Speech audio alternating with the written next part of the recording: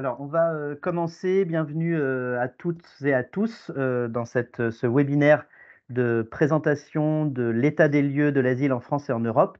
Donc, en deux mots, je vais me présenter. Donc, moi, je suis Laurent Delbos, je suis adjoint de direction asile et plaidoyer et je suis notamment en charge de la coordination et d'une partie de la rédaction de l'ouvrage dont on va parler aujourd'hui. Cet ouvrage, c'est un bouquin que Forum Réfugiés publie tous les ans depuis 2001. Un ouvrage qui a pour ambition de dresser un état des lieux sur la situation et sur la mise en œuvre du droit d'asile à différentes échelles, à l'échelle internationale, à l'échelle européenne et à l'échelle française. Donc c'est un bouquin qui vient compiler toute une série de données et d'analyses sur la mise en œuvre du droit d'asile pendant l'année écoulée. C'est un bouquin qui sort tous les ans le 20 juin, donc c'est l'édition dont on va parler que je vous présente là, qui est sortie le 20 juin dernier, qui est donc disponible depuis le 20 juin sur notre site internet, donc forumrefugiés.org. Cette année, il est disponible en commande en version papier imprimée et il y a aussi une possibilité d'acheter le document en version PDF et de l'acheter chapitre par chapitre, ce qui revient moins cher si vous êtes intéressé par uniquement une partie du rapport. Donc c'est ce rapport qu'on va vous présenter aujourd'hui. Donc on va présenter le rapport et évidemment pas seulement dans une optique promotionnelle de l'ouvrage, mais aussi évidemment dans cette idée de partager des éléments de contenu de ce rapport. Le rapport de cette année, il est préfacé par Alexandre Tcherkassov, qui est l'ancien directeur de l'association Mémorial, qui avait des activités en Russie, qui ont été interdites et arrêtées. Et cette association Mémorial, elle a reçu le prix Nobel de la paix 2022. Donc on a cet honneur d'avoir un rapport annuel cette année qui est préfacé par l'ancien directeur de l'association Prix Nobel de la paix 2022. Ce rapport, après cette préface et tout un tas de considérations introductives, il est organisé autour de trois grands chapitres. Un chapitre qui parle de l'asile dans le monde, un autre qui va parler de l'asile en Europe, et enfin un dernier chapitre sur l'asile en France. Donc c'est comme ça aujourd'hui qu'on va structurer ce webinaire autour de ces trois temps de présentation. Un temps sur l'asile dans le monde, un temps sur l'asile en Europe et un temps sur l'asile en France. Un petit point d'organisation avant de rentrer dans le fond du sujet et de passer la parole aux intervenants. On va du coup donc faire une présentation à plusieurs voix pendant une durée d'environ une heure mis bout à bout. Et ensuite, à la fin de cette présentation, on aura un temps d'échange, de questions-réponses. Donc, on pourra à la fois éventuellement échanger entre nous, entre intervenants, s'il y a des questions qui peuvent se poser. Et on va aussi et surtout répondre à vos questions. Donc, pour poser des questions, vous pouvez les poser à travers le petit onglet questions et réponses Q et R qui est indiqué en haut de votre petit logiciel Teams. Donc, vous pouvez poser des questions. On pose les questions par écrit. Certains intervenants pourront y répondre aussi au fur et à mesure au fil de l'eau. Et on pourra y répondre par oral aussi dans la phase d'échange qui se présentera à la fin. Donc sans plus tarder, je vais passer la parole. Comme je vous expliquais, on a une structuration qui est l'asile dans le monde, l'asile en Europe, l'asile en France. C'est la structuration de l'ouvrage qui va être aussi la structuration de ce webinaire. Sur la partie sur l'asile dans le monde, traditionnellement, on reprend une bonne partie des chiffres qui sont les chiffres fournis par l'organisation en charge de ces questions au niveau international, qui est le Haut Commissariat des Nations Unies pour les réfugiés. On prend et on analyse ces chiffres. Et donc, on a aujourd'hui convié dans ce webinaire quelqu'un qui est en première ligne et qui peut nous en parler directement, puisque c'est quelqu'un qui vient du HCR. Et donc, je laisse la parole à Barbara Joannon, qui va nous parler de cette situation de l'asile dans le monde. Merci Laurent et bonjour à toutes et tous. Merci à Forum Réfugiés pour l'invitation et pour ce travail très important chaque année de publication de ce rapport. Donc effectivement, le HCR a également sorti ses chiffres annuels sur les tendances mondiales des déplacements forcés la semaine dernière, donc le 14 juin. La situation cette année encore, pour un peu plus de la 10e année consécutive, est alarmante et dramatique puisque les chiffres continuent d'augmenter sur le nombre de personnes déplacées dans le monde. La particularité de cette année en termes de triste record, c'est que le nombre de personnes déplacées sur une année est le plus important jamais enregistré. Et pourquoi cette situation? Alors 2022 principalement du fait de la guerre en Ukraine qui a conduit à l'exil le plus important de personnes réfugiées depuis la Seconde Guerre mondiale en termes de rapidité de la durée du déplacement et à une mise à jour également des chiffres par les autorités iraniennes sur le nombre de réfugiés afghans présents dans le pays. Donc je vous en dirai un petit peu plus dans la suite de ma présentation, mais juste pour vous donner un petit peu ce cadre général. Un tout petit point méthodologique aussi avant d'aller plus loin. Dans les chiffres que le HCR consolide dans ce rapport, on inclut donc dans les personnes déplacées de force, donc dans le chiffre global par lequel je vais démarrer de 108,4 millions de personnes déplacées de force à fin 2022. Ça inclut donc les personnes réfugiées au titre de la Convention de Genève. Les autres personnes ont besoin de protection internationale qui représente majoritairement les personnes originaires du Venezuela qui ont fui le pays. C'est une nouvelle sous-catégorisation de la catégorie de réfugiés qui a été introduite par le HCR l'année dernière. Donc c'est assez nouveau dans les tendances statistiques. Donc simplement pour vous donner ce petit précis dans la lecture du rapport. Ça inclut également les demandeurs d'asile, les personnes déplacées internes, donc qui n'ont pas franchi une frontière internationale et qui restent au sein de leur propre pays. Ça inclut également les réfugiés sous le mandat de l'UNRWA, les réfugiés palestiniens, donc qui ne sont pas protégés et assistés par le HCR, mais par une autre agence des Nations Unies. Et ça inclut les personnes apatrides, dont certains nombres sont déplacés de force également. Voilà pour ce petit récap d'introduction. Pour rentrer un peu plus précisément dans les chiffres, donc je vais vous parler des demandeurs d'asile, des réfugiés et autres personnes en besoin de protection internationale, des déplacés internes, et je terminerai par les apatrides. Et je prendrai 2 minutes à la fin pour simplement parler de solutions durables, puisque le mandat du HCR n'est pas seulement de protéger et d'assister les personnes déplacés, réfugiés, et de promouvoir et défendre la Convention de Genève de 51 qui définit le mandat du HCR, mais c'est aussi de trouver des solutions durables pour les réfugiés et les populations déplacées. Sans plus attendre donc sur les demandeurs d'asile, donc je vous disais, le chiffre global à fin 2022, c'est 108,4 millions de personnes déplacées de force dans le monde, donc vraiment à nouveau un triste record, et ça fait plusieurs années qu'on dit ça. Concernant les demandeurs d'asile, à fin 2022, il y avait 5,4 millions de demandes d'asile en suspens. Quand on parle de demande d'asile, on parle uniquement des demandes d'asile individuelles. Quand il y a des cas, comme ça a été par exemple cette année, le cas avec la protection temporaire de reconnaissance de groupe, ces personnes ne sont pas incluses dans les statistiques des demandeurs d'asile, puisque quasiment automatiquement ils sont reconnus réfugiés. Donc voilà, c'est des demandes individuelles. Et en nouvelles demandes cette année, on a eu 2,9 millions de nouvelles demandes, ce qui est 2,6 millions de nouvelles demandes, ce qui est pareil, le niveau le plus élevé jamais enregistré et qui reflète bien l'évolution malheureusement des tendances mondiales avec une augmentation du nombre de personnes en besoin de protection. Petit élément à avoir en tête en termes de pays d'origine, pays de destination pour les demandeurs d'asile. 2 demandes d'asile sur 5 ont été faites par des ressortissants de pays d'Amérique latine et des Caraïbes, donc au premier rang desquels le Venezuela, mais aussi Cuba, Nicaragua, la Colombie, le Honduras et Haïti. Et les autres principales nationalités concernées par la demande d'asile et que vous retrouverez dans les éléments que je vous donnerai sur les réfugiés, c'est la Syrie, l'Ukraine et l'Afghanistan.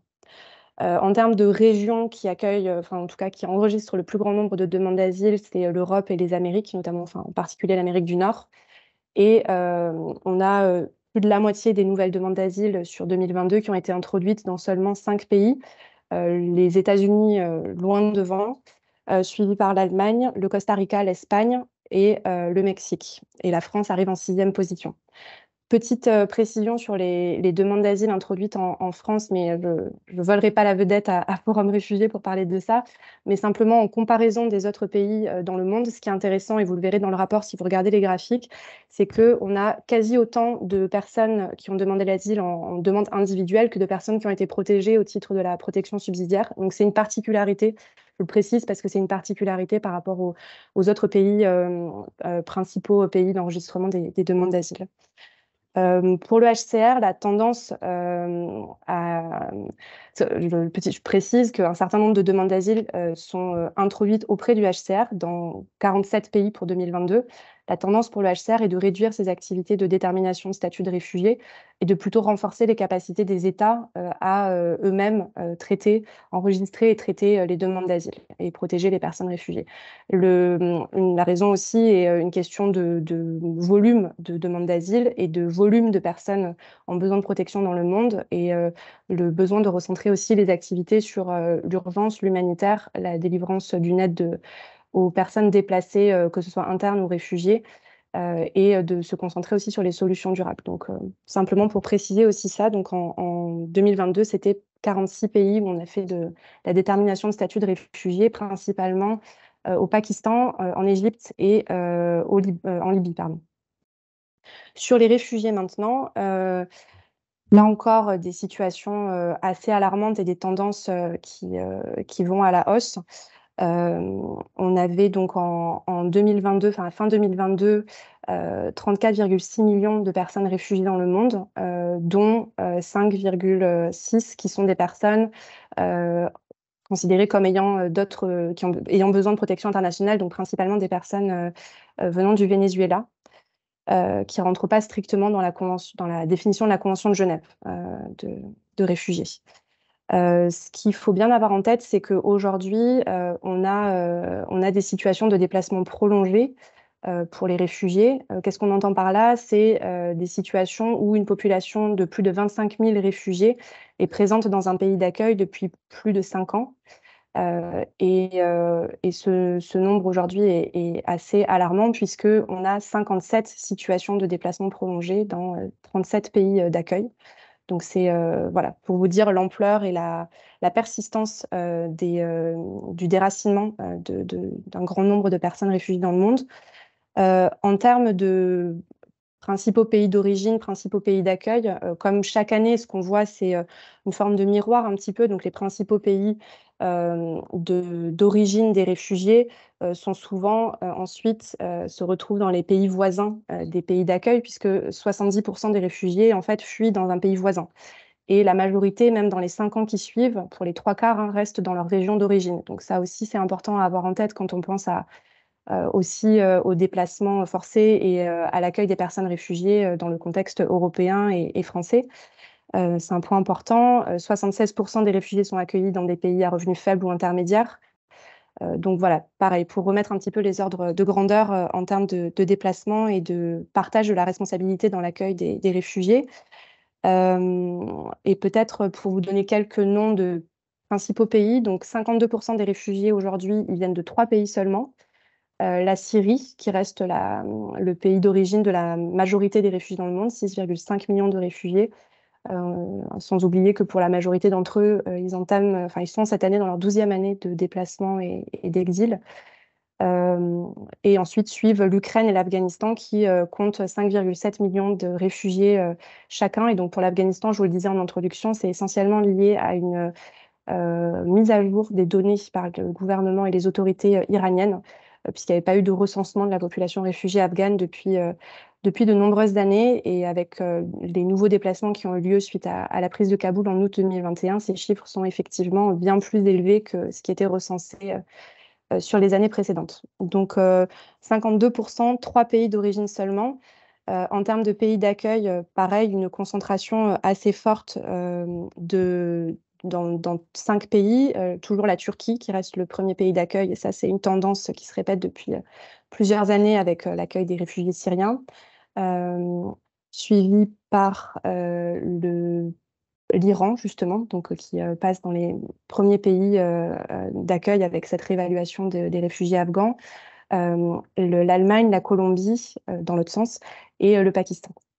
Donc, vous voyez toujours une concentration et avec effectivement ce miroir entre pays d'origine et pays d'accueil, à l'exception de la Colombie qui accueille essentiellement des Vénézuéliens, donc qui sont cette population autre en besoin de protection qui arrive juste après l'Afghanistan.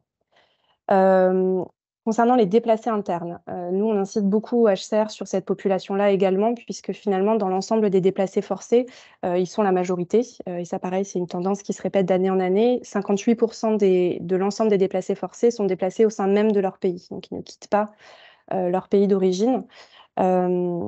Sur l'année 2022, On est à des millions de personnes déplacées, avec quelques situations où on a eu beaucoup de nouveaux déplacés. Je vous l'ai dit en introduction, l'Ukraine, avec à peu près 7 millions de personnes qui ont été déplacées dans le pays, la République démocratique du Congo, l'Éthiopie et le Myanmar. L'évolution, hein, c'est une multiplication par 2 sur la dernière décennie du nombre de déplacés internes. Donc vraiment là aussi, une tendance à la hausse très très forte. Précis méthodologique au niveau du HCR, on s'appuie à la fois sur les données que nous, on consolide sur le terrain par rapport aux personnes déplacées internes qu'on assiste et qu'on protège. Et on utilise également les données de IDMC, Internal Displacement Monitoring Center. Si vous regardez le rapport de IDMC, simplement ayez bien en tête que eux comptent l'ensemble des déplacés forcés internes, que ce soit pour des raisons de violence et de persécution, de conflit, ou des causes environnementales. Le HCR soustrait les causes de déplacement environnemental et climatique qui ne rentrent pas dans notre mandat. Petit focus maintenant sur l'apatridie rapidement. 4,4 millions d'apatrides dans le monde cette année, avec principalement la population Rohingya toujours, puisque les pays où sont enregistrés le plus grand nombre d'apatrides sont le Bangladesh, le Myanmar et la Thaïlande, plus la Côte d'Ivoire, dans les 4 principaux pays. Et ce qu'on recense au sein de cette population, c'est que 30% sont aussi des personnes déplacées. C'est une donnée qu'on collecte que depuis 2019, donc la comparabilité sur les années précédentes n'est pas encore énorme, mais est quand même intéressante à observer, donc une multiplication des vulnérabilités pour ces personnes-là. Je fais ma petite transition sur les solutions et j'en aurai terminé parce que je sais que le temps est compté. On a eu une réduction du nombre de situations d'apatridie avec l'obtention de 32 400 nationalités, enfin de reconnaissance de nationalité pour 32 400 personnes, principalement en Ouzbékistan, en Suède et en Thaïlande. C'est faible et c'est en baisse par rapport à l'année précédente. Donc, la réduction et mettre fin à l'apatridie d'ici fin 2024, qui est l'objectif de la campagne I Belong qui est portée par le HCR, semble loin en vue. Mais c'est toujours des chiffres encourageants pour continuer le travail. Et c'est la même chose sur les solutions durables donc, qui sont portées par le HCR, à savoir la réinstallation, le retour volontaire et librement consenti dans des conditions de sûreté et de dignité qui sont malheureusement trop rares, et l'intégration locale. Sur la réinstallation, petite lueur d'espoir cette année parce qu'on a doublé le nombre de réinstallations, c'est-à-dire le transfert d'un premier pays d'asile vers un autre pays d'accueil de réfugiés particulièrement vulnérables.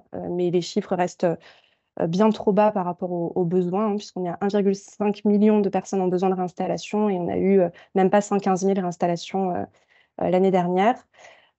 Et sur les retours volontaires, qui reste la solution préférée par les personnes réfugiées et déplacées, hein, qui est rarement possible. On a eu 6 millions de retours, essentiellement de déplacés internes, aussi en lien avec des situations qui se sont légèrement améliorées, notamment en Éthiopie avec le cessez-le-feu de novembre 2022, où du coup un certain nombre de déplacés internes ont pu rentrer dans leur pays. Malheureusement, c'est sans compter les nouvelles situations de conflit qui éclatent, et je pense notamment au Soudan, et Marc Laverne vous en dira beaucoup plus là-dessus. Mais pour terminer, on est déjà à plus de 110 millions de personnes déplacées de force dans le monde à l'heure où on parle aujourd'hui. Donc voilà, des nouveaux conflits qui vont ajouter encore des nouveaux besoins de protection et d'assistance humanitaire. Je vous remercie. Merci Barbara pour ce tableau très complet et ce défi qui va concerner tous les intervenants de citer les sujets extrêmement longs et complexes en quelques minutes seulement. Donc sur cette partie de l'asile dans le monde, hein, dans ce qu'on présente dans notre rapport, il y a effectivement tout ce qu'a indiqué Barbara, tout le détail de ces chiffres et de ces données. On tient aussi dans ce chapitre-là de notre rapport annuel à faire un focus sur certains pays d'origine, certaines régions du monde dans lesquelles on constate des évolutions géopolitiques qui sont susceptibles de générer des déplacements de population. Et dans le rapport annuel de cette année, on a la chance et l'honneur d'avoir une contribution de monsieur Marc Lavergne, qui est donc géopolitologue et directeur de recherche au CNRS et à l'Université de Tours, entre autres, et un CV bien garni que je ne prendrai pas le temps de détailler ici, parce que le temps nous est compté, mais voilà, un spécialiste éminent du Soudan qui vient donc prendre la parole maintenant pour nous faire un focus sur cette situation qui est particulièrement d'actualité. Voilà, je vous laisse la parole. Merci beaucoup, merci de m'accueillir, j'en suis très honoré et je sais combien Forum Réfugiés s'intéresse à la situation au Soudan depuis fort longtemps. Alors c'est une situation très évolutive, on le voit, hein, je ne vous donnerai pas de chiffres ni de références juridiques, mais j'intitulerai cette présentation Soudan, la boîte de Pandore a-t-elle été ouverte, hein, parce qu'on sait qu'il y a depuis 2 mois maintenant un affrontement effroyable dans la mesure où la capitale elle-même est bombardée par l'armée, par l'aviation de l'armée. Hein, et d'un autre côté, au Darfour, c'est-à-dire une province que l'on connaît bien déjà depuis plus de 20 ans pour les drames qui s'y sont déroulés, qui avaient été qualifiés de génocide. Bon, c'était sans doute pas tout à fait approprié, mais enfin, il y a eu aussi des centaines de milliers de déplacés, de réfugiés, voire des millions. Et aujourd'hui, le Darfour est un endroit qui est un petit peu négligé, mais qui me semble être le lieu d'une véritable guerre de civilisation, d'une guerre entre des nomades qui veulent s'emparer de la ville, s'emparer du pouvoir.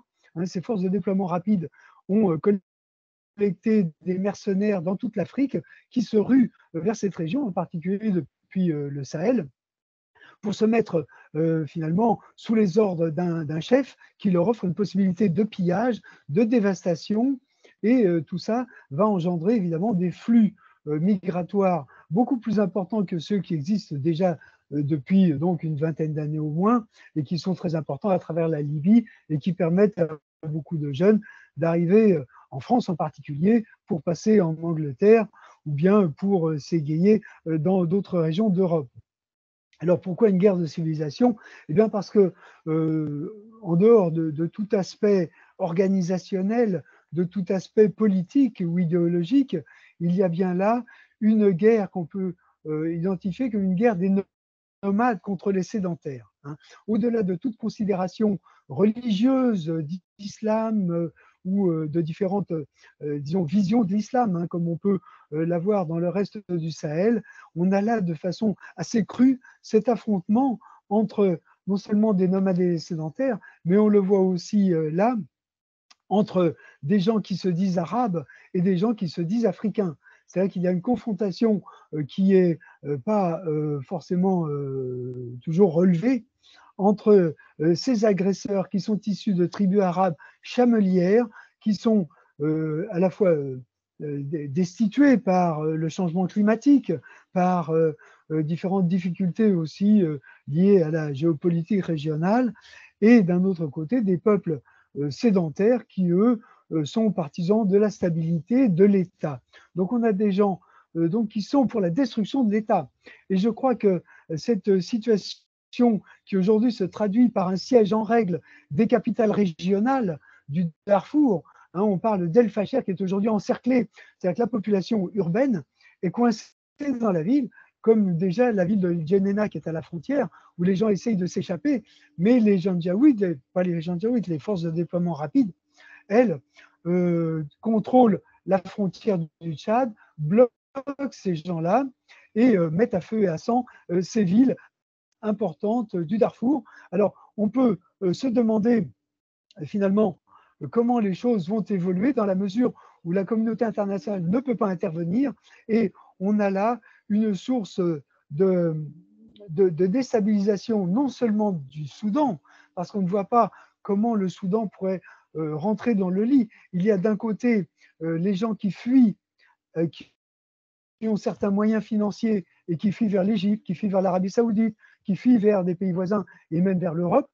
Et puis, il y a les pauvres des pauvres qui, eux, partent avec leurs maisons incendiées, avec leurs champs dévastés, qui essayent de s'enfuir au Tchad voisin ou bien au Sud-Soudan également. Donc, deux catégories de réfugiés très différentes. Certains arrivent en France, certains arrivent en Europe, et c'est dans disons, dans la continuation d'une émigration de tous les cadres, de tous les gens qui peuvent représenter un État, la construction d'un État. Il ne reste que ceux qui sont totalement désarmés et qui ne peuvent que s'enfuir dans les pays voisins, et encore avec beaucoup de difficultés. Alors, en arrière-plan de cette situation dramatique, il y a un enjeu géopolitique, géostratégique important, dans la mesure où ces mercenaires, finalement, se sont désaffranchis de l'État, vivent sur le territoire, sur l'exploitation des richesses, sur le pillage et l'extorsion de la population, mais aussi sur des interventions étrangères. Et là, on pense à la Russie, alors, qui a permis à ce groupe paramilitaire d'avoir des aérodromes à la fois au Darfour, mais aussi en Centrafrique, ce qui fait que le ravitaillement en armes, le ravitaillement en matériel dont ces paramilitaires ont besoin est aujourd'hui assuré pour leur permettre à moyen terme de conquérir le Tchad. Le Tchad, qui est sous influence française, pour dire les choses d'une manière un peu neutre, eh bien, est directement visé par ces groupes. Le président du Tchad, la dynastie présidente du Tchad, je dirais, protégée par la France et par l'armée française, étant d'origine zarawa, c'est-à-dire africaine, alors que les paramilitaires, eux, sont arabes et détestent les Zarawas, qui sont des compétiteurs d'une certaine manière dans le domaine des exploitations des ressources de la région.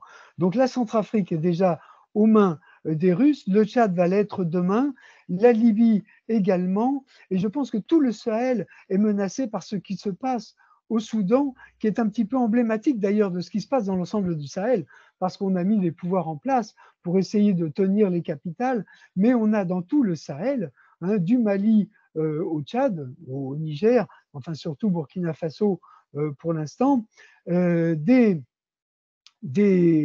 un affrontement entre ces gens du désert, ces nomades qui se sont parés d'oripeaux islamistes sous différentes dénominations, mais qui finalement sont des gens qui ont une autre conception de l'organisation de la société, puisque étant des nomades, les États leur importent peu, ils vivent aux marges des États, mais ils vivent très confortablement sur le contrôle de toutes sortes de trafics. Et voilà ce qui se profile. Alors pour l'asile, évidemment, ça provoque des flux très importants migratoires en direction du nord de l'Afrique et de l'Europe, et ces flux ne risquent pas de s'atténuer si ces gens-là prennent le pouvoir. Déjà, au Soudan, on ne voit pas qui pourrait les arrêter, puisque aucun pays occidental, aucune institution internationale n'est en mesure d'obtenir que des cessez-le-feu d'une journée ou deux qui ne servent qu'à renforcer les deux camps.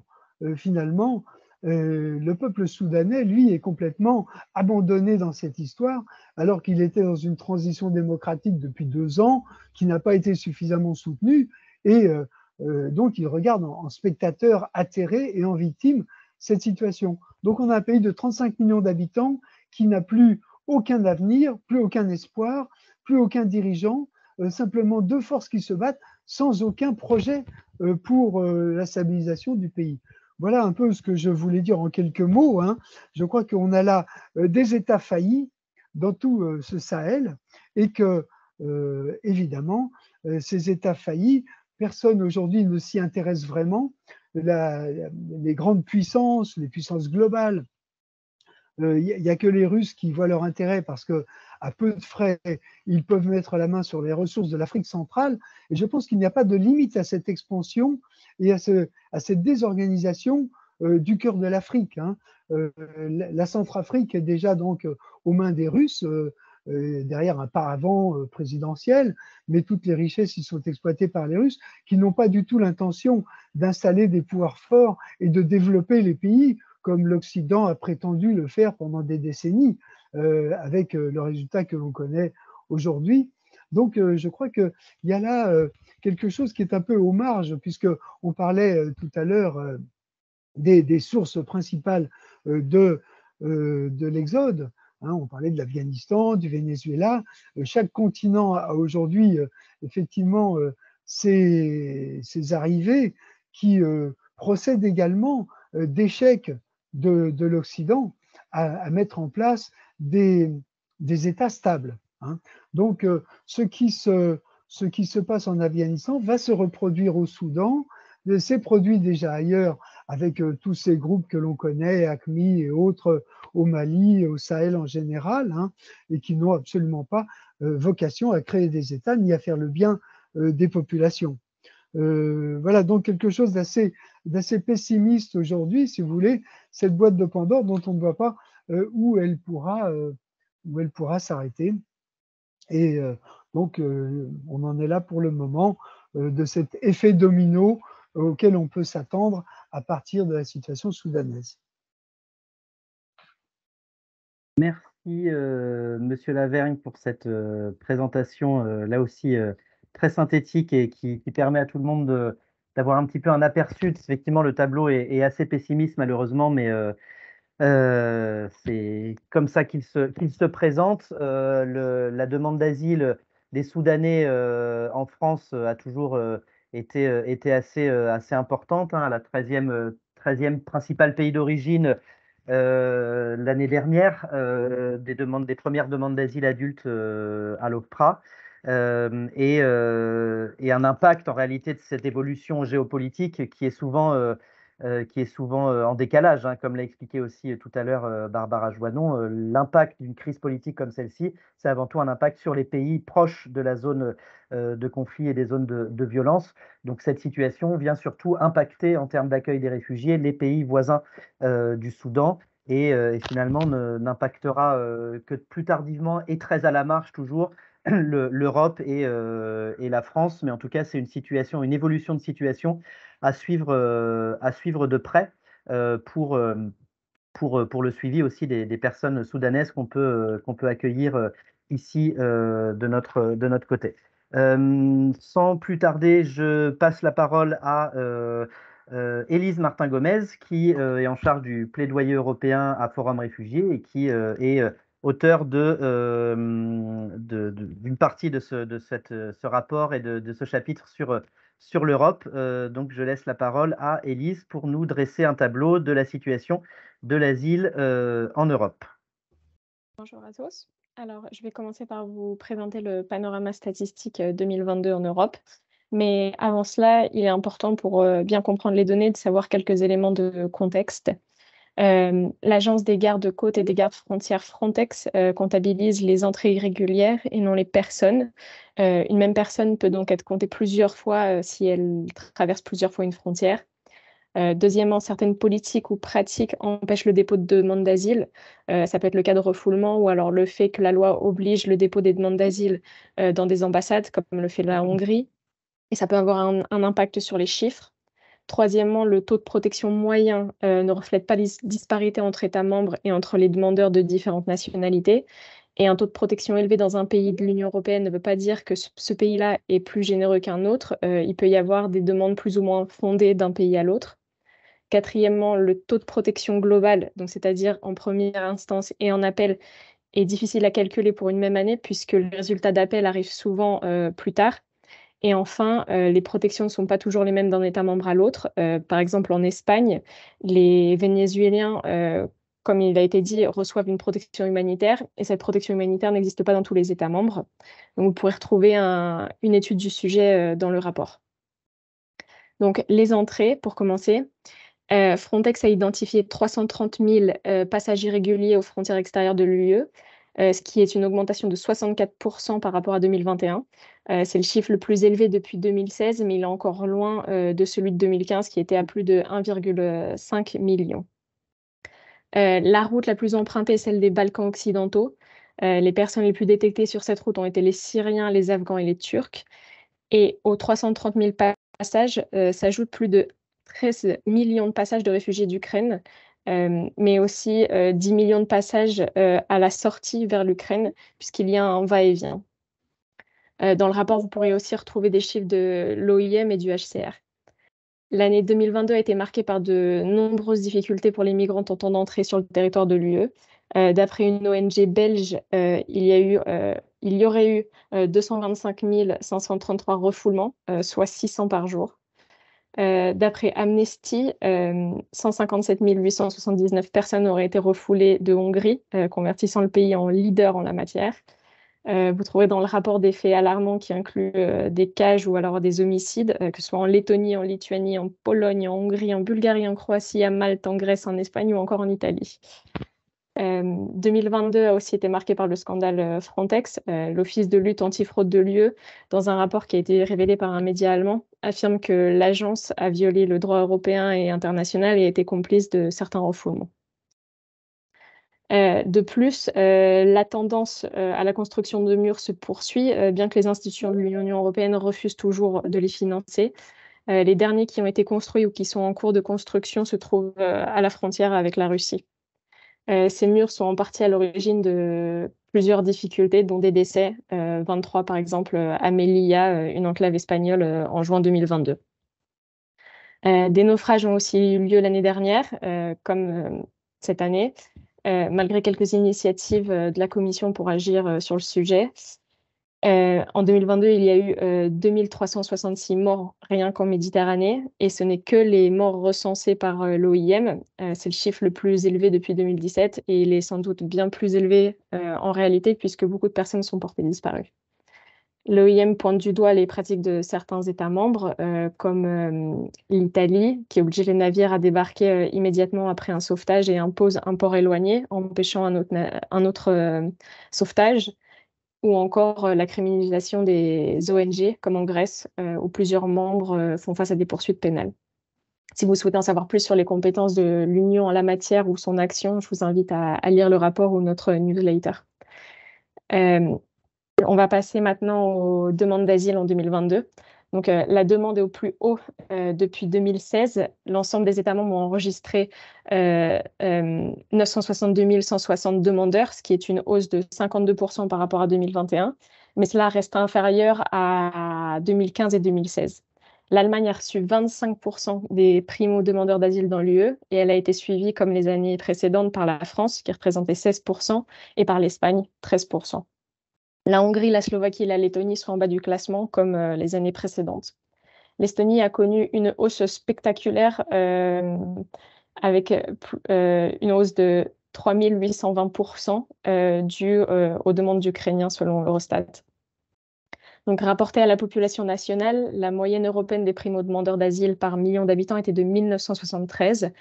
L'État membre ayant enregistré le plus de demandes au regard de sa population reste Chypre, 23 864 premières demandes par million d'habitants, alors que le pays n'a même pas 1 million d'habitants. La France est 13e du classement par habitant. Concernant les profils des primo-demandeurs d'asile dans l'Union européenne, désormais, les Syriens, les Afghans, les Vénézuéliens et les Turcs ont déposé le plus de premières demandes. L'ensemble de leurs demandes représentait presque 40% du total. Depuis 2013, la Syrie est le pays dont les citoyens demandent le plus l'asile dans l'Union. L'Afghanistan est quant à lui le deuxième pays le plus représenté pour la 4e année consécutive. En 2022, les primo-demandeurs ayant la nationalité ukrainienne se classaient au 11e rang et ils représentaient 3% du total des premières demandes d'asile. Je parlerai ensuite de la protection temporaire. Les demandes syriennes, vénézuéliennes et turques, elles, ont été en hausse. L'Ukraine a été le principal pays d'origine des demandeurs d'asile dans 6 pays de l'Union européenne, dont la Roumanie, l'Estonie et le Danemark. En ce qui concerne l'âge des primo-demandeurs, 54% avaient entre 18 et 34 ans et 25% étaient mineurs. La plupart étaient des hommes, qui représentaient 71%. Le seul groupe d'âge où les femmes étaient majoritaires était celui des 65 ans et plus. En 2022, le nombre de primo-demandeurs mineurs était en baisse. Le nombre de mineurs a augmenté, mais la part de mineurs dans les primo-demandeurs a baissé. Ils représentaient 25% des primo-demandeurs. Et il y a eu plus de 57% de mineurs non accompagnés en plus en 2022. Et pour plus d'informations sur les mineurs, je vous invite à lire le rapport. On peut passer à l'autre slide sur le niveau de protection. Le niveau de protection a augmenté de 40% l'année dernière. 384 1245 décisions positives dans l'UE ont été prises. Le taux de protection global était de 60,8% et il était de 49,1% en première instance. 44% des personnes protégées ont reçu le statut de réfugié, 31% la protection subsidiaire et 25% une protection humanitaire. L'Allemagne est le pays à avoir pris le plus de décisions positives, suivi de la France, de l'Italie et de l'Espagne. L'Espagne qui protège quasiment tous les Vénézuéliens. Les principaux bénéficiaires restent les Syriens, les Afghans et les Vénézuéliens. Il y a donc une corrélation entre les principaux demandeurs et les principaux bénéficiaires. Et les principaux changements par rapport à l'année dernière est l'apparition des Ukrainiens et Maliens dans la tête du classement. En ce qui concerne la réinstallation maintenant, merci, de réfugiés de pays tiers qui relèvent du droit international et non du droit européen, 16 des 27 États membres n'ont pas réinstallé. En 2022, la Suède, l'Allemagne et la France sont les pays ayant le plus réinstallé dans l'Union européenne. La réinstallation n'est pas à confondre avec la relocalisation, qui est une répartition des demandeurs d'asile dans l'Union européenne qui relève aussi du droit international. Un mécanisme a été créé sous la présidence française du Conseil de l'UE en 2022, mais seuls certains États y participent. Et donc, ce n'est pas non plus à confondre avec les transferts Dublin qui, eux, relèvent du droit européen et qui concernent aussi les demandeurs d'asile.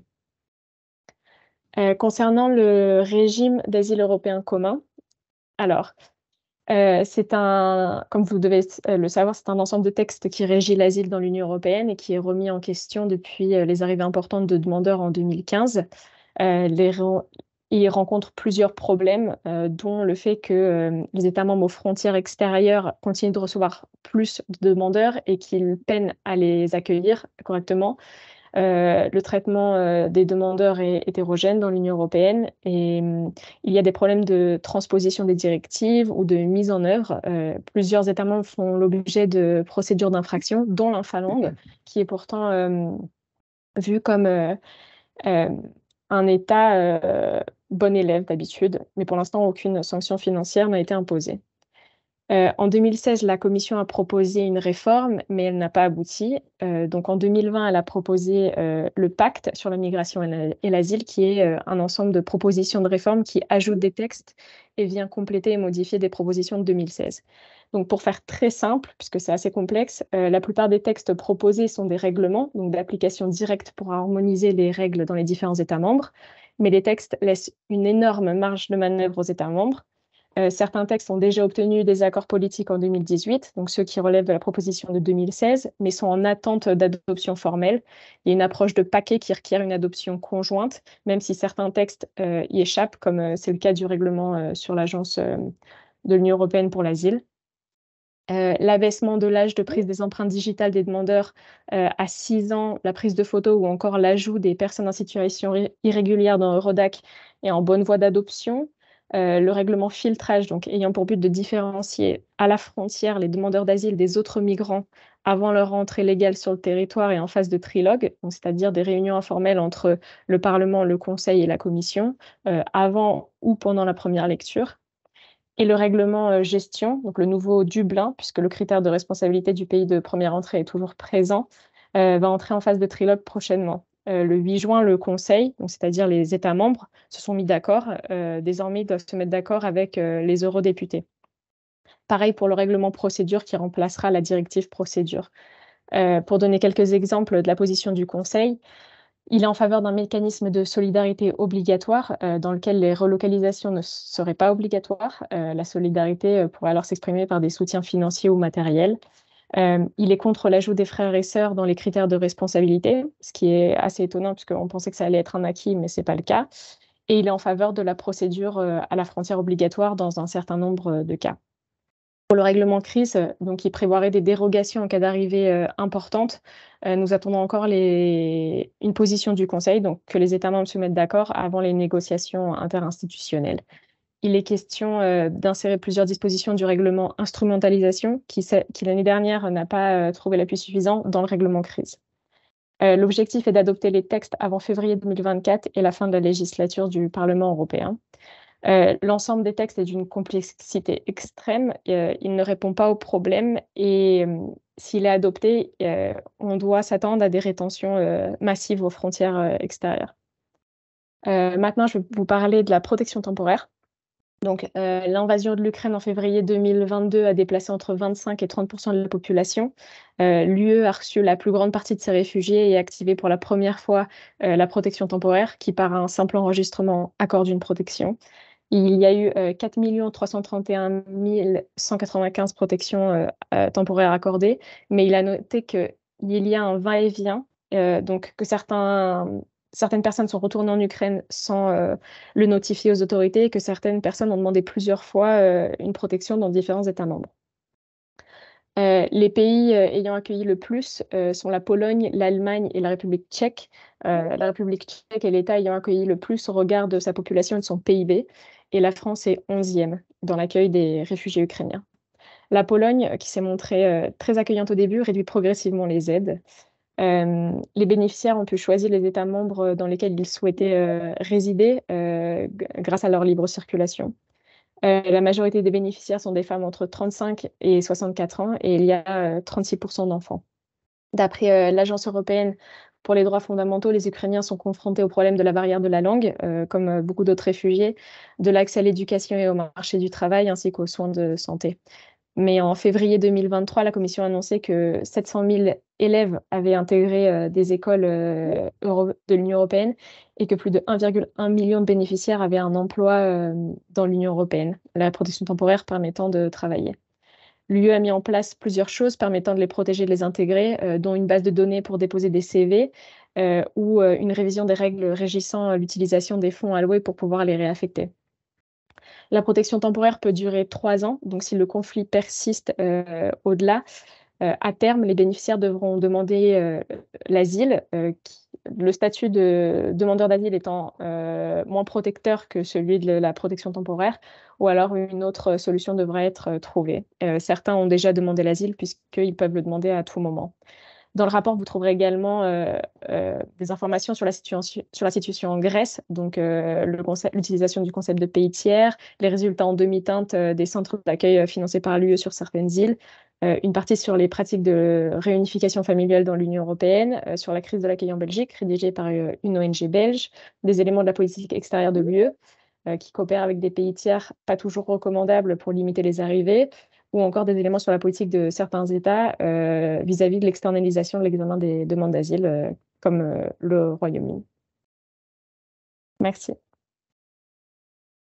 Merci Élise pour ce tableau dressé là aussi de façon très synthétique. C'est un exercice compliqué et vous l'avez compris, on ne vise pas à travers cette présentation à tout détailler, hein. Le sujet, on pourrait parler des heures, des journées entières de cette situation de l'asile en Europe.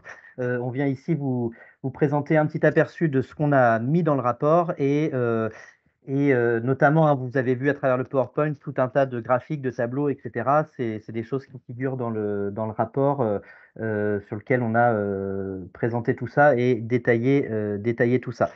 Avant de passer à la dernière partie et de me prêter moi-même à cet exercice complexe de synthèse de la mise en œuvre du droit d'asile en France, je voulais juste vous signaler un petit aspect pratique sur les questions-réponses.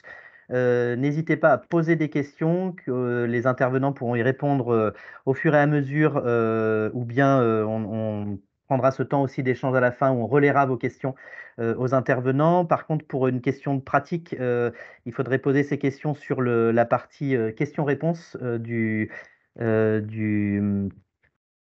Teams du logiciel. Vous avez un onglet conversation et normalement un onglet Q et R qui permet de faire des questions-réponses de façon plus simple. Notamment, je vois qu'il y a déjà des questions qui sont dans la conversation. Si vous pouvez les relayer dans la partie Q et R pour qu'on puisse regrouper toutes les questions ici, ce sera plus simple. Et je vois qu'il y a aussi des mains levées, etc. On ne prendra pas de questions orales, hein. Il y a trop de participants, c'est trop compliqué. Donc, on est sur un fonctionnement par écrit.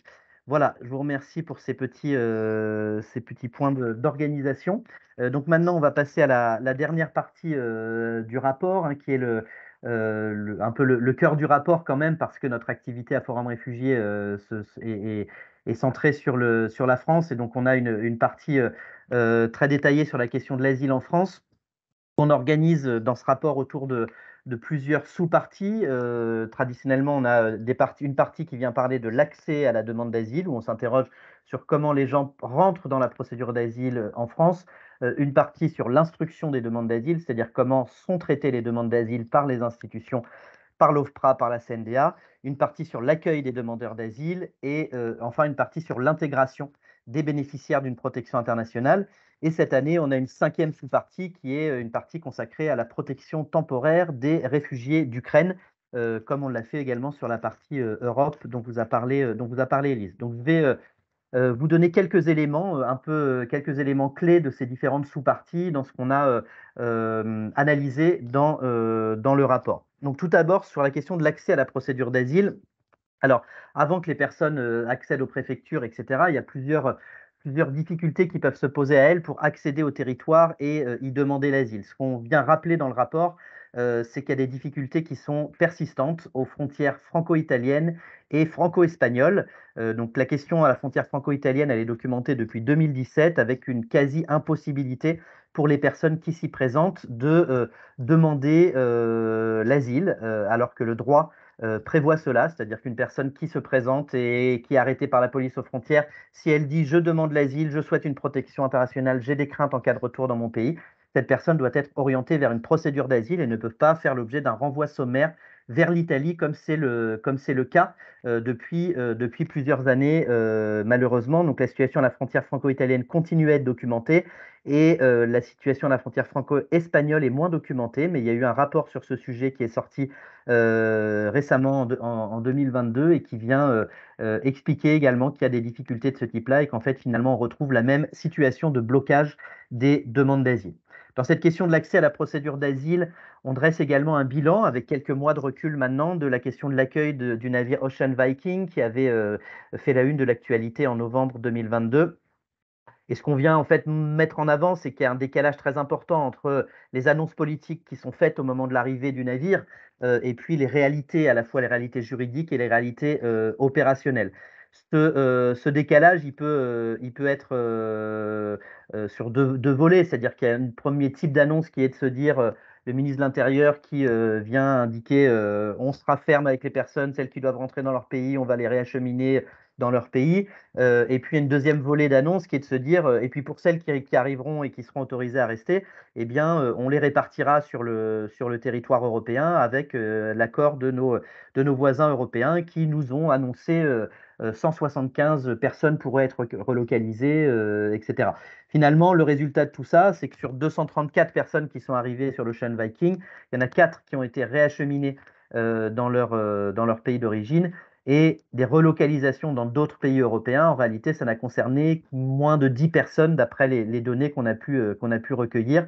Donc, c'est un décalage important hein, entre ces annonces et cette réalité. Sur la question de l'accès à la procédure d'asile, on vient aussi dans le rapport détailler les données concernant l'entrée dans la procédure. Tout d'abord, l'entrée dans la procédure au niveau du guichet unique pour demandeurs d'asile, c'est-à-dire au niveau des services de l'État. On constate en 2022 une hausse de la demande d'asile, des premières demandes qui sont en hausse de 31%. On atteint quasiment, sans tout à fait l'atteindre, mais on est quasiment au niveau record que les GUDA avaient connu en 2019. Et si on prend l'ensemble des demandes d'asile, puisque comme vous pouvez le voir dans le tableau sur le PowerPoint, il y a des demandes d'asile qui sont formulées dans les GUDA, des demandes qui sont formulées en dehors des GUDA. Hein. Par exemple, quelqu'un qui demande l'asile en rétention, il ne passe pas par le guichet unique. Quelqu'un qui passe par la réinstallation, c'est pareil, une partie en tout cas. Et puis, il y a ces premières demandes et puis il y a ces nouvelles demandes. Il y a des personnes qui peuvent faire l'objet d'une demande de réexamen, qui peuvent faire l'objet d'une requalification alors qu'elles avaient déjà été enregistrées et placées en procédure Dublin. Donc tout ça, toutes ces nouvelles demandes, si on met tout bout à bout, ça fait un nombre record, hein, plus de 168 000 demandes d'asile qui ont été enregistrées par les autorités françaises en 2022. Une partie importante des demandeurs d'asile sont, comme chaque année, placés sous procédure Dublin. Ça représente à peu près un tiers des personnes qui se présentent en guichet unique, qui sont placées sous procédure Dublin. Et ce règlement Dublin, eh bien, il démontre les mêmes limites année après année. Ces limites, c'est qu'en fait, on voit qu'il y a un taux de transfert qui est extrêmement bas, 7% hein, en 2022, c'est-à-dire que sur l'ensemble des personnes placées sous procédure Dublin et l'ensemble des demandes que la France a adressées à d'autres États pour que les personnes y soient transférées, eh bien, il n'y a que 7%, c'est-à-dire un peu plus de 3000 personnes seulement qui ont été transférées. principalement vers l'Allemagne, vers l'Espagne et vers l'Italie. Ça signifie que pour plus de 9 personnes sur 10, le placement sous procédure Dublin, en fait, n'a abouti qu'à retarder leur demande d'asile, à les placer dans une situation de précarité, de réduction des droits.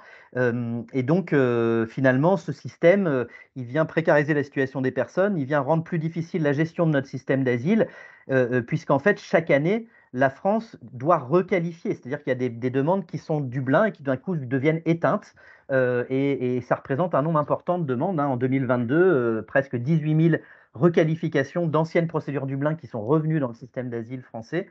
Et parmi ces 18 000, il y en a plus de 7 000 pardon, qui sont des demandes qui, dans cette même année 2022, les préfectures décident de placer sous procédure Dublin et la procédure Dublin échoue et amène à une requalification dans cette même année 2022. Sur la question de l'accès à la procédure d'asile à l'OFPRA, pour les personnes qui ne sont pas placées sous procédure Dublin et qui peuvent accéder à l'OFPRA, l'OFPRA nous indique qu'il y a eu un nombre de demandes d'asile qui était de 131 254 demandes de protection internationale en 2022, donc qui inclut aussi quelques demandes d'apatridie, à peu près 500 demandes d'apatridie. Donc il n'y a pas que des demandes d'asile, mais l'apatridie est très très à la marge. Donc en hausse de 27% ces demandes par rapport à l'année précédente, et avec pour principaux pays d'origine l'Afghanistan. Donc c'est la 5e année consécutive que l'Afghanistan est le premier pays d'origine des demandeurs d'asile en France, suivi du Bangladesh, de la Turquie, Géorgie, RDC, Albanie. Voilà, vous avez le tableau sur le PowerPoint, et dans le rapport, ces 20 principaux pays d'origine des demandeurs d'asile enregistrés à l'OFPRA. Sur on en a fini avec l'accès de la demande d'asile. Maintenant, on va parler de l'instruction des demandes d'asile, c'est-à-dire comment ces demandes sont traitées par les autorités de l'asile en France. Donc en 2022, on a un fait marquant, c'est que la France a protégé plus de 56 000 personnes. En 2021, déjà, on avait eu plus de 54 000 personnes. C'était des ordres de grandeur jamais connus. On avait, si on se replonge il y a 10 ou 20 ans en arrière, la France protégeait quelques dizaines de milliers de personnes chaque année. On a une augmentation importante du nombre de demandes, donc du nombre de protections aussi qui va avec. Et du coup, à partir de 2018-2019, on avait 40-45 000 personnes protégées chaque année. L'année dernière, on est passé à 54 000, et 2022, plus de 56 000 personnes protégées. Donc c'est quand même un point important, malgré tout. On va à travers cette présentation et dans la vision qu'on a tous du système d'asile, évidemment beaucoup de critiques, beaucoup de défaillances de notre système d'asile à pointer. On ne peut pas non plus dresser un tableau totalement noir en disant la France a un système d'asile totalement inefficace qui ne présente personne. On a quand même un système d'asile qui a permis de protéger 56 000 personnes l'année dernière, ce qui n'a jamais été vu. Un taux d'accord à l'OFPRA qui est en hausse, à peu plus de 29%, un taux à la CNDA de 21%, un peu plus de 21% l'année dernière, ce qui nous donne un taux global d'un peu plus de 42%. Donc, on fait un petit développement dans le rapport, vous pourrez le lire sur les vigilances à avoir sur les chiffres. Un taux global d'accord, c'est quelque chose qui n'est pas très fiable d'un point de vue scientifique. C'est un indicateur où on prend le nombre de décisions OFPRA et le nombre de décisions OFPRA et CNDA sur une même année pour avoir ce taux global. Donc ça veut dire 42% à peu près des décisions en 2022 ont fait l'objet d'un accord soit à l'OFPRA, soit à la CNDA. Les principaux pays d'origine des personnes protégées, on retrouve l'Afghanistan en premier pays d'origine, suivi de la Syrie, de la Côte d'Ivoire, la Somalie et la Guinée. Là-bas, les protections subsidiaires sont en baisse, donc il y a plus de statuts de réfugiés dans ce tableau des personnes protégées, notamment parce que les Afghans ne sont plus trop protégés au titre de la protection subsidiaire, mais davantage au niveau du statut de réfugié. Le taux de protection pour les mineurs non accompagnés, il est à un niveau vraiment record, et ça interroge chaque année la faible sollicitation de cette demande d'asile. On est à moins de 1000 demandes d'asile de mineurs non accompagnés. C'est quelque chose qui est méconnu, qui est mal appréhendé par les travailleurs sociaux qui accompagnent ces jeunes. C'est assez complexe, mais quand c'est fait, ça aboutit dans presque 9 cas sur 10 à une protection. Il y a un taux de protection extrêmement important pour les mineurs non accompagnés en France. On détaille aussi dans le rapport la question des pays d'origine sûrs, pour contrer un peu cette idée qui est souvent relayée, notamment par les pouvoirs publics, de dire un pays d'origine sûre, ça signifie que c'est des personnes qui ne doivent pas être protégées, qui n'ont rien à faire dans notre système d'asile, etc., donc dont on peut réduire les garanties procédurales, dont on peut réduire les conditions d'accueil. En réalité, malgré ces garanties procédurales réduites et ces conditions d'accueil, la France a protégé plus de 2000 personnes l'année dernière qui sont originaires de pays d'origine sûre. Donc attention, c'est des personnes qui auraient pu avoir des craintes en cas de retour dans leur pays d'origine, puisque c'est ce qu'a statué l'OFPRA ou la CNDA si on ne les avait pas protégés. Et sur les délais d'instruction, pour terminer sur l'instruction, les délais d'instruction sont en baisse. Hein. Si on prend juste le délai OFPRA plus CNDA, on est à peu près 11 mois, ce qui fait 4 mois de moins que l'année précédente. Malgré tout, hein, il ne faut pas oublier qu'il y a d'autres délais qui viennent se mettre en plus des délais OFPRA et CNDA. Il y a le délai pour accéder à la procédure d'asile, il y a le délai pour envoyer son formulaire, il y a le délai de recours entre l'OFPRA et la CNDA, etc. Et donc ça nous fait un total hein, du point de vue du demandeur qui est un peu plus de 14 mois entre le moment où il demande l'asile, où il manifeste sa volonté de demander l'asile, et le moment où il reçoit une décision définitive. Sur la question de l'accueil des demandeurs d'asile, qui est à la fois le gros morceau de notre rapport, parce que c'est aussi le cœur de notre activité à Forum Réfugiés, et donc c'est sur ce sujet-là qu'on produit aussi une analyse la plus précise, avec des données très directes issues de notre expérience, et qui est aussi le volet qui constitue peut-être le principal point noir de notre système d'asile aujourd'hui en France, c'est la question de l'accueil des demandeurs d'asile. En préalable, je dis juste une petite considération pour indiquer que l'accueil des demandeurs d'asile, ce n'est pas un sujet annexe, ce n'est pas un sujet, c'est pas un bonus sur lequel on se dit, bon, ok, on va les accueillir, c'est bien, on va donner une allocation.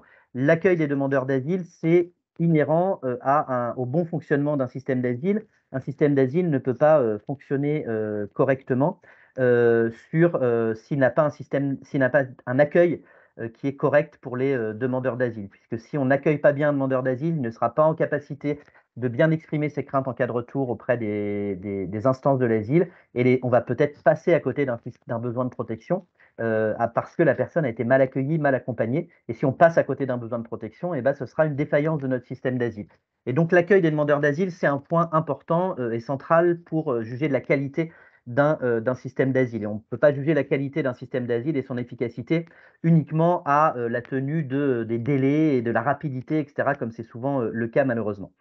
Sur cette question de l'accueil, donc on a eu un parc d'hébergement, hein, des lieux dédiés au sein du dispositif national d'accueil qui sont restés stables entre 2021 et 2022, avec une augmentation en fait qui a été reportée à 2023, puisque l'année 2022 a été impactée par la question de l'accueil des Ukrainiens qui a mobilisé un budget qui était imprévu. Donc ces reports de places, ça va aboutir à 4 900 créations de places en 2023, mais en 2022, on était à un peu moins de 104 000 places qui étaient financées pour l'accueil des demandeurs d'asile. Avec malgré tout une particularité, c'est qu'on a 104 000 places, mais on n'a pas 104 000 demandeurs d'asile accueillis dans ce dispositif. Et loin de là en réalité, puisque seulement 56% de ce parc d'hébergement qui leur est dédié est occupé par des demandeurs d'asile. Pourquoi? Parce qu'une partie du parc d'hébergement aujourd'hui a des places qui sont financées mais non occupées, parce qu'elles ne sont pas encore ouvertes, parce qu'elles sont vacantes, parce qu'elles sont indisponibles, et également des places qui sont occupées mais par un public qui n'est pas demandeur d'asile. Pourquoi? Parce qu'il y a une partie du public qui est notamment une partie du public qui est réfugiée, des personnes qui sont protégées par la France et qui ne peuvent pas, qui n'ont pas de solution pour sortir du dispositif national d'accueil, notamment parce qu'il y a une saturation au niveau du logement et donc une difficulté à sortir, et donc des personnes qui restent dans les centres d'hébergement en raison des limites de ce volet-là et de l'intégration et des dispositifs d'intégration qui leur sont proposés. Donc tout ça, ça aboutit en fait à seulement, entre guillemets, 58 000 demandeurs d'asile qui sont hébergés aujourd'hui en France. Un autre élément marquant, on reparlera tout à l'heure un petit peu de cette question de la couverture des besoins, mais un autre élément marquant de l'accueil des demandeurs d'asile en 2022 et en réalité depuis 2021, c'est la mise en place d'un schéma national d'accueil qui a été impulsé par les pouvoirs publics et qui consiste à orienter depuis la région parisienne des demandeurs d'asile vers d'autres régions au titre de cette orientation qu'on appelle orientation directive vers un hébergement. C'est-à-dire que les personnes se présentent en guichet unique, on leur dit on a une place pour vous, mais la place n'est pas ici en Île-de-France, la place est en Bretagne, la place est en Bourgogne-Franche-Comté, la place, voilà, c'est dans d'autres régions. Donc ça a concerné un peu plus de 30 400 personnes sur 2 années qui ont été effectivement accueillies dans une autre région alors qu'elles avaient enregistré leur demande en Île-de-France. Donc c'est un effet positif pour l'Île-de-France puisque ça produit un desserrement. La région Île-de-France est moins saturée en termes d'hébergement et de solutions à proposer aux demandeurs d'asile, mais ça a un effet qu'on vient documenter de façon très précise dans notre rapport, qui est que ça vient saturer en fait les solutions au niveau local, au niveau départemental et régional. C'est-à-dire, à titre d'exemple, là on a pris les exemples là, de chiffres qui nous sont fournis aussi par nos partenaires associatifs. À la SPADA de Paris, un demandeur d'asile qui se présente à la SPADA de Paris, eh bien, il va avoir un peu plus d'une chance sur deux de se retrouver hébergé dans les jours ou les semaines qui vont arriver. Quelqu'un qui se présente à la SPADA de Lyon, eh bien, il va avoir un peu moins d'une chance sur trois d'être hébergé. Pourquoi? Parce que les places dans la région lyonnaise sont mobilisées pour l'accueil des demandeurs d'asile venant de la région parisienne. Donc, en voulant desserrer l'Île-de-France, eh bien, on sature encore un peu plus la situation locale et régionale de certaines grandes métropoles qui sont fortement impacté et saturé par ce dispositif. Sur la question de l'accueil des demandeurs d'asile, il y a un autre point très important et souvent assez méconnu et du coup assez peu commenté, qui est la question de la privation de conditions matérielles d'accueil pour les demandeurs d'asile en France. C'est-à-dire que le principe, normalement, c'est qu'un demandeur d'asile a droit à des conditions matérielles d'accueil, un hébergement dans la limite des places disponibles, mais au moins, à minima, une allocation pour demandeurs d'asile. On se rend compte, c'est que la tendance depuis ces dernières années, notamment en lien avec ce schéma national d'accueil, c'est qu'une part croissante des demandeurs d'asile est privée de toute aide matérielle.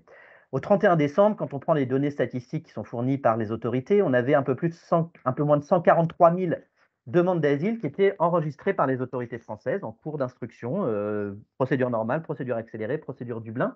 Et on avait seulement 100 000 bénéficiaires des conditions matérielles d'accueil. Ça veut dire que 30% des personnes dont la demande est enregistrée en France n'ont aucune aide matérielle.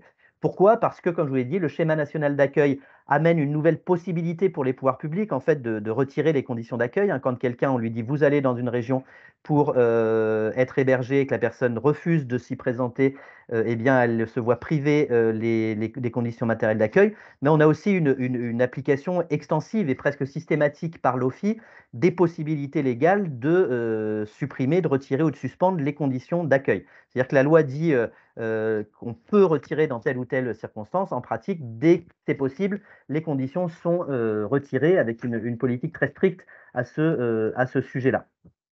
Et donc, on a parallèlement aussi une couverture des besoins qui est insuffisante en termes d'hébergement. On l'a vu tout à l'heure, hein, un nombre de personnes, seulement 58 000 demandeurs d'asile qui sont hébergés. Donc, si on rapporte ce 58 000 à l'ensemble des demandes d'asile enregistrées, les 143 000, eh ben, ça fait seulement 41% de l'ensemble des demandeurs d'asile qui sont hébergés au 31 décembre 2022. Et si on se concentre sur les demandeurs d'asile qui sont éligibles aux conditions matérielles d'accueil, ce que font les autorités, hein, ils prennent cet indicateur-là, mais il faut faire attention parce qu'on peut, pour améliorer cet indicateur, on peut priver davantage de personnes des conditions matérielles d'accueil et on aura un meilleur indicateur. Mais en réalité, on sera sur la même situation concrète et réelle du territoire avec des personnes qui sont demandeurs d'asile sans conditions d'accueil. Donc si on prend seulement ceux qui sont éligibles au CMA, on a soit 58% de ces personnes qui sont hébergées. Sur la question de l'intégration, un premier point donc là, on parle des personnes qui ont obtenu une protection, statut de réfugié ou protection subsidiaire. Ces personnes ont droit à plusieurs dispositifs qui sont prévus pour leur intégration. On a tout d'abord les centres provisoires d'hébergement. Donc, on a une hausse des centres provisoires d'hébergement qui se poursuit, hein, avec 800 places créées en 2022, ce qui nous amène à 9 918 places de CPH et encore 1000 places prévues en 2023. Donc davantage de réfugiés pourront trouver une solution dans ces lieux d'hébergement avec un accompagnement vers l'intégration. On a également la question de l'accès au logement qui a concerné un peu plus de 12 000 réfugiés en 2022. Il y avait un objectif qui a été fixé à 17 000 hein, par les services de l'État qui n'a pas été atteint. C'est une grosse difficulté qui perdure, hein, l'accès au logement pour les réfugiés, notamment dans les grandes métropoles. On a le programme Agir, qui est un nouveau programme qui est mis en place, un programme d'accompagnement global des réfugiés et personnalisé pour l'accès à l'emploi, l'accès au logement, qui a été lancé dans 26 départements en 2022 et qui va se poursuivre en 2023. Au-delà de ce tableau un peu rapide des dispositifs qui existent, on a une problématique de fond qui est apparue, qui n'est pas nouvelle, mais qui a pris une importance accrue en 2022 et qui est toujours très importante aujourd'hui en 2023, c'est la question des démarches qui doivent être menées après l'obtention d'une protection. L'OFPRA, en 2022, mettait en moyenne plus de 10 mois pour délivrer les actes d'état civil qui sont nécessaires pour tout un tas de démarches, notamment pour se voir délivrer un titre de séjour. Dans l'attente, les personnes peuvent solliciter effectivement un titre de séjour, une autorisation pour rester sur le territoire auprès des autorités préfectorales, sauf que elles sont confrontées à une autre difficulté qui est celle de la dématérialisation et de ce portail numérique qui a été mis en place en 2022 pour certains types de séjours qui concernent les réfugiés et qui dysfonctionne par plein d'aspects, à la fois des aspects techniques ou bien des aspects réglementaires, hein, certaines administrations qui ne reconnaissent pas les documents qui sont délivrés par la NEF et tout un tas de difficultés, ce qui rend très compliqué l'intégration hein, et qui freine énormément l'intégration des personnes que la France a pourtant décidé de protéger durablement. Sur l'intégration, on fait aussi un petit topo dans le rapport sur la question de la réinstallation. On en a parlé tout à l'heure hein, à l'échelle internationale, à l'échelle européenne et à l'échelle française, donc un peu plus de 3300 personnes accueillies au titre de la réinstallation, avec l'accès au logement direct pour une partie d'entre elles, puisque plus de 2600 étaient dans le logement dès la fin de l'année 2022 sur ces personnes-là. Et dans les voies légales d'accès, il y a la réinstallation. Il peut y en avoir d'autres, hein. Il y a des voies complémentaires à la réinstallation. Il peut y avoir des corridors humanitaires. Il peut y avoir de l'accueil d'étudiants réfugiés. Il peut y avoir de l'accueil de réfugiés sous des motifs familiales, etc. Sur ces points-là, il y a une volonté politique qui est affichée, notamment qui est portée par les Nations Unies dans le cadre du Pacte mondial sur les réfugiés, sur lequel les États doivent s'engager, doivent mettre en œuvre des programmes, mais on a une visibilité qui est encore très limitée hein, au niveau national sur la mise en œuvre de ces programmes. Pour terminer cette présentation, je vous donne quelques éléments sur la dernière partie de ce rapport où on analyse la question de la protection temporaire des réfugiés d'Ukraine, donc qui est quelque chose qui est arrivé en 2022 hein, avec ce statut qui n'est pas un statut d'asile, qui est un statut à côté de l'asile, mais qui en réalité est bien un statut de protection pour des personnes qui, même si ne sont pas réfugiés au sens premier du terme, sont évidemment des personnes qui sont dans cette même situation de suivre une situation de guerre et de chercher une protection dans les pays voisins. Au niveau français, on a un peu de difficulté, comme souvent en réalité, hein, à traiter les données statistiques, puisque on a un chiffre qui est 147 117 autorisations provisoires de séjour qui ont été délivrées entre mars 2022 et février 2023. Mais les autorisations provisoires de séjour sont délivrées pour 6 mois. Donc, sur ces 147 000, il y a des premières délivrances et il y a des renouvellements aussi. Et pour savoir combien il y avait de réfugiés d'Ukraine présents sur le territoire fin 2022, on a du mal à avoir des chiffres. Et les autorités aussi ont du mal parce que les Ukrainiens sont parfois en déplacement à l'intérieur de l'Europe, en aller-retour vers l'Ukraine, etc. L'estimation hein, globalement admise, c'est qu'à la fin 2022, et c'est globalement le cas encore aujourd'hui, il y a la France accueille environ 100 000 réfugiés d'Ukraine sur son territoire qui bénéficient de ce statut spécifique de la protection temporaire. Avec des dispositifs qui ont été ouverts pour ces personnes, des dispositifs ouverts par l'État spécifiquement pour l'accueil de ces personnes. Ça a concerné à peu près 50 000 personnes qui ont été prises en charge par les services de l'État dans des dispositifs d'hébergement et 30 000 personnes qui ont été logées chez l'habitant. On voit à travers les chiffres aussi qu'il y a une intégration des enfants qui s'est bien faite dans le milieu scolaire, etc. Sur le sujet du travail des réfugiés d'Ukraine, c'est un peu plus compliqué. Hein, 20 000 personnes qui travaillaient en février 2023 sur 100 000. Alors tout le monde n'est pas forcément répertorié. Hein, il y a cette question de l'accès, de la statistique, mais malgré tout, on a des résultats modestes en matière d'emploi. Et ça pose cette question qui a déjà été posée par Élise à l'échelle européenne.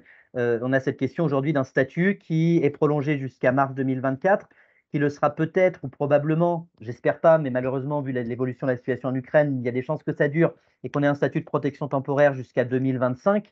Mais on a des personnes qui, du coup, ont du mal à se projeter dans une intégration à long terme, qui sont dans une idée toujours de retourner en Ukraine, et un statut qui aujourd'hui est lui-même temporaire et donc c'est difficile de se projeter. Et donc ça pose une vraie question sur comment les autorités, à la fois européennes mais aussi nationales, vont pouvoir se projeter vers un relais, vers un autre statut et un autre type de protection qui devra à un moment donné prendre le relais pour protéger ces personnes et les intégrer dans la société française.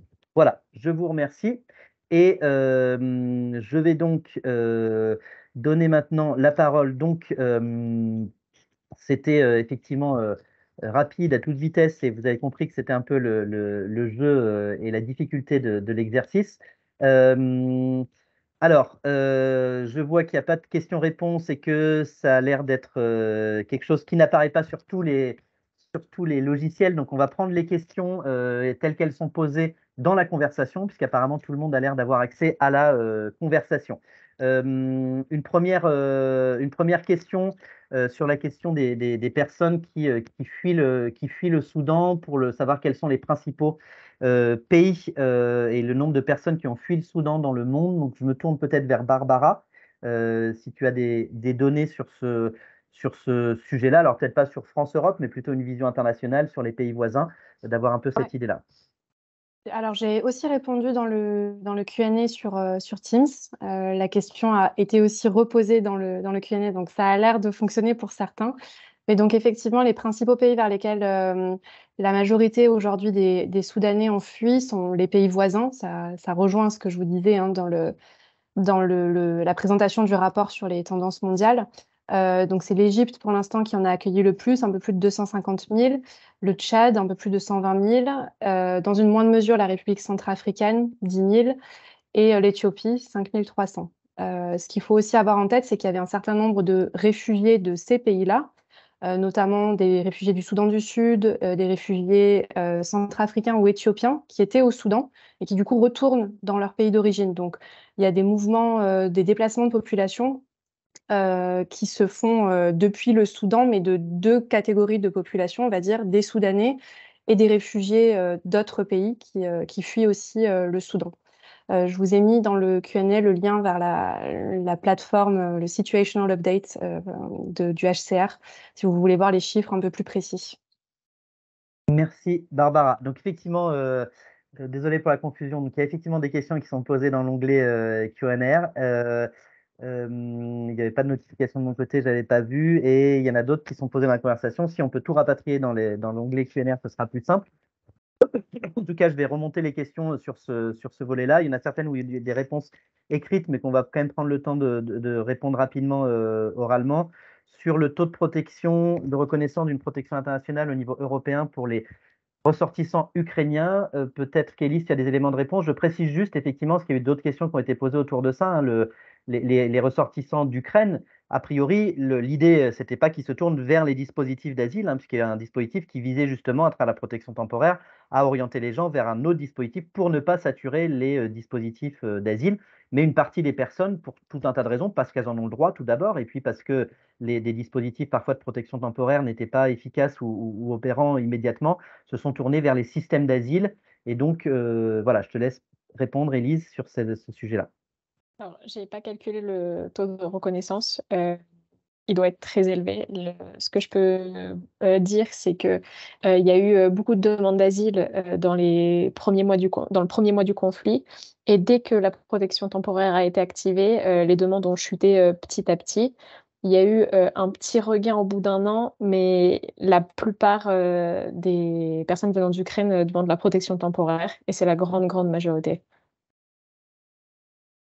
Ok, merci. Donc, il y avait une question sur la situation en Grèce, hein. Donc, il y a quelques éléments de réponse qui ont été apportés par Élise. Effectivement, dans le rapport, on fait tout un topo, hein, aussi là-dessus, sur l'évolution de la situation en Grèce, qui est un point important de l'analyse du système d'asile européen, de savoir qu'est-ce qui se passe dans ces pays de première entrée dans lesquels se concentre une partie importante des demandeurs d'asile. On vient documenter les conditions qui sont dégradées malgré tout, hein, malgré les satisfecit de la Commission européenne qui, lors de ses visites là-bas, souvent vient présenter une évolution importante de la situation. La situation demeure très compliquée dans ces lieux et notamment dans les hotspots. Donc il y a des difficultés à la fois pour accéder à la procédure d'asile avec des délais importants, des délais de traitement, etc. Et il y a une situation importante aussi de difficultés pour les réfugiés eux-mêmes, hein, c'est-à-dire des personnes, difficultés d'intégration, qui fait qu'effectivement, on a à la fois des personnes qui viennent demander l'asile en France sans l'avoir demandé en Grèce, mais on rencontre aussi des personnes qui ont obtenu un statut de réfugié en Grèce et qui viennent demander un transfert de protection en France, qui n'est pas toujours accepté, hein, puisque par principe, on considère qu'il y a une effectivité des protections entre les différents pays européens, mais on a effectivement cette situation. Et sur les transferts Dublin, puisque ça tourne aussi un petit peu sur ça, hein, en pratique, on constate que la France ne transfère pas vraiment Dublin vers la Grèce, mais mais malgré tout, il y a cette possibilité qui reste ouverte. Et c'est vrai que, on l'a vu tout à l'heure, en réalité, les transferts sur les 3000 transferts, les trois quarts des transferts se font vers l'Allemagne, vers l'Italie, vers l'Espagne. Donc les autres pays, c'est très à la marge, mais ça peut arriver qu'il y ait des placements sous procédure Dublin vers ces pays avec des défaillances, la Grèce, la Bulgarie, la Hongrie. Souvent, au bout du compte, ces transferts ne sont pas mis en œuvre.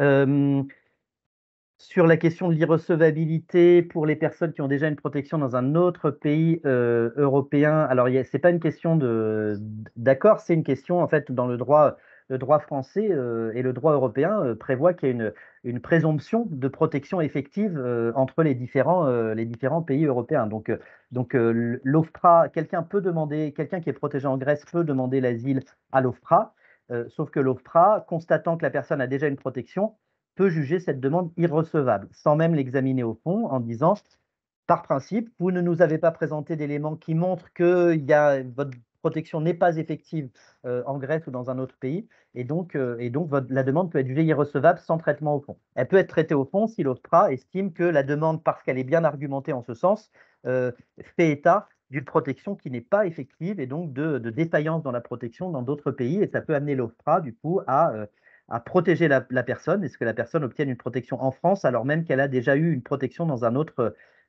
État. Sur une question qui est posée par rapport aux personnes protégées en provenance de pays d'origine sûre, alors c'est tout un tableau qu'on présente, donc on a un tableau qui présente les taux d'accord pour les 10 pays d'origine sûre par pays d'origine sûre, hein, donc je ne vais pas ici faire tout ce tableau. Sur le taux global, en fait, quand on prend l'ensemble des pays d'origine sûre, l'ensemble des 13 pays de la liste, on a un taux global d'accord qui est d'à peu près 10%. Et ça varie. Certains pays qui ont un taux global d'accord d'un peu plus de 30%, hein, c'est le cas pour la Mongolie. Le Kosovo, par exemple, où il y a beaucoup de demandes Kosovo, ben, on a un taux d'accord de 21%. Donc l'idée, ce que je vous disais tout à l'heure, hein, c'est vraiment de se dire, mais en fait, il y a des personnes qui viennent de pays d'origine sûre et qui ont des besoins de protection importants. Et donc c'est important, et on a toujours à Forum Réfugiés un petit peu combattu cette idée de pays d'origine sûre, parce qu'en réalité, ça revient, pourquoi est-ce qu'on fait une liste des pays d'origine sûre? C'est en partant du principe qu'il n'y a pas de besoin de protection pour ces personnes. Et donc, on va aller plus vite, réduire les garanties procédurales, réduire les conditions d'accueil, et on va passer à côté de besoins de protection potentiellement. Je vous donne un chiffre important. Sur les 2144 personnes originaires de pays d'origine sûre qui ont une protection, il y en a 638 qui l'ont eu devant la CNDA. Alors que le droit depuis 2018 prévoit que le recours devant la CNDA n'est pas suspensif. C'est-à-dire que ces personnes auraient pu, le droit le permettait, être éloignées dans leur pays d'origine sans même voir les magistrats de la CNDA. Et donc, ça fait 638 personnes hein, que le droit aurait pu permettre de renvoyer. Heureusement, elles ont pu rester sur le territoire, accéder à la CNDA, mais si on les avait renvoyés, bah, c'est 638 personnes qui sont des personnes qui avaient un risque en cas de retour. J'essaye de remonter le fil des questions. L'accueil chez l'habitant est-il envisagé comme une solution pour les demandeurs d'asile? Effectivement, on a beaucoup parlé de l'accueil chez l'habitant pour les réfugiés d'Ukraine. C'est un sujet qui a été aussi, qui est apparu aussi dans l'esprit des pouvoirs publics en disant ah, bah, c'est intéressant, finalement, on arrive à mobiliser des logements chez l'habitant. Pourquoi est-ce qu'on ne reproduirait pas ça pour les demandeurs d'asile ou pour les réfugiés? Plutôt pour les réfugiés, on va dire, hein, parce que les demandeurs d'asile, c'est toujours plus compliqué. C'est un statut temporaire qui peut passer un statut d'irrégularité assez vite. Donc, l'accueil chez l'habitant des demandeurs d'asile, ça reste aujourd'hui une solution très, très marginale et compliquée. Mais pour les réfugiés, les pouvoirs publics se sont dit, ah bah tiens, on a des problèmes de logement, pourquoi pas?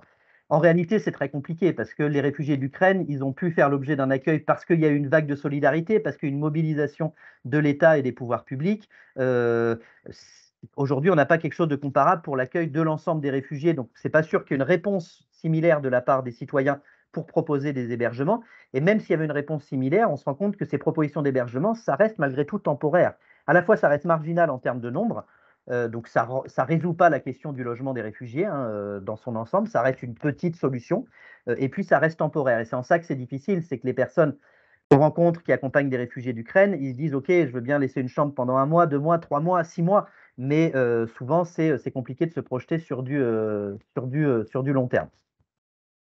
Une question sur les pratiques de placement en fuite des personnes en procédure Dublin. Est-ce que ça a augmenté, réduit? Eh bien, malheureusement, c'est un domaine dans lequel nous n'avons pas de données publiques et donc on ne peut pas analyser en détail ce sujet-là. Je dis malheureusement parce que on part toujours du principe que pour mettre en place des politiques publiques cohérentes, eh bien, il faut des données publiques sur ces sujets-là. Et on parle beaucoup d'asile et d'immigration et souvent sans se baser sur une analyse précise des chiffres, et ce serait intéressant d'avoir ces chiffres-là. Je ne vois pas d'autres questions, sauf erreur de ma part, dans les questions-réponses. Est-ce qu'il y en a d'autres dans la conversation? Je ne crois pas. Ça tombe bien parce qu'il est l'heure, puisque ce webinaire doit s'arrêter à 12h30 et on sait que le temps de chacun est compté. Donc, on va vous laisser sur ça. Donc, pour vous rappeler, avant de vous quitter, déjà, je voudrais remercier l'ensemble des intervenants.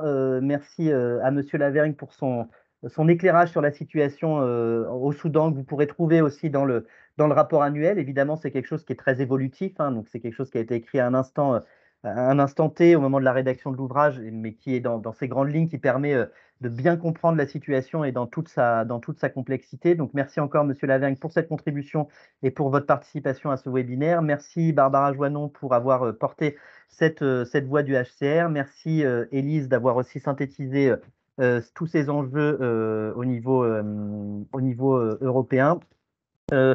Je vous mets le lien en partage d'écran pour le rapport. Donc, c'est un rapport qui est disponible en version papier. Donc, c'est un ouvrage d'un peu moins de 200 pages que vous pouvez commander sur notre site internet et qu'on va mettre à disposition aussi dans une librairie à Lyon et une autre à Paris, donc avec les coordonnées qu'on mettra prochainement sur notre site internet.